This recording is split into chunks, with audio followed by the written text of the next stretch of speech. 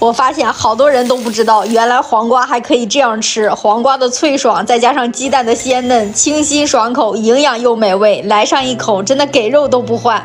这一到夏天，我们吃的最多的就是这个黄瓜馅的饺子，特别的清爽，全家人都爱吃。今天多做点儿，擦成细丝。这个黄瓜馅的饺子就适合这个夏天吃，冬天的话黄瓜太贵。来点盐，给它杀杀水。给它翻拌均匀，先来和点面，让这个饺子面多醒一会儿，一会儿这个包的时候就好包了。少来点盐，给它搅拌一下，用凉水来和面就可以。在家包饺子还是自己和面擀皮儿，吃着比较筋道，买的那个老是包不住，老破。软面饺子硬面腾，这就好了。盖上盖子，让它醒着吧。打入几个鸡蛋。来点盐，来上一丢丢的白醋去腥。热锅凉油，快速的搅散。这个铁锅用好了，比那个不粘锅好用多了，炒啥也不粘。给它放凉备用。看这一会儿就杀出来这么多水，给它把里边的水分给它挤一下，一定要挤得干一点儿。再给它剁上2刀，这样一会儿好包。收个大盆里，再来上一根胡萝卜，好看还好吃。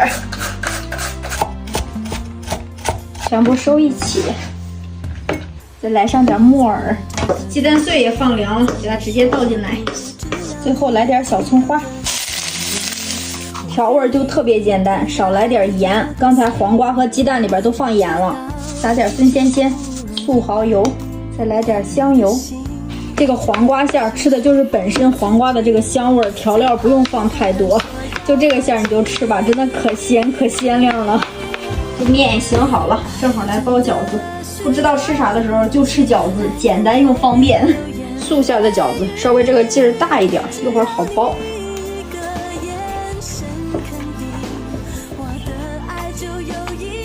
这个素馅的就得多放点馅儿，皮儿薄馅儿大，给它这样折上来。2只手这样一捏，只要给它包住不露馅儿就可以了。10来分钟全部包好啦。提前把水给做上，水开直接下饺子，搅一搅，别粘底儿了。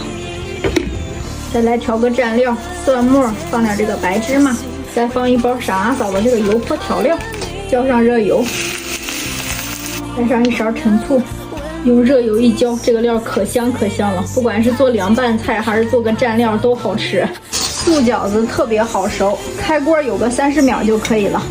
看看这薄皮大馅儿，一个都没破。看这小饺子，绝对的薄皮大馅儿啊！哇，饺子要吃烫烫的，蘸上这个料汁。现在正是吃黄瓜的季节，这个黄瓜馅的饺子大家一定要试一试，真的巨好吃。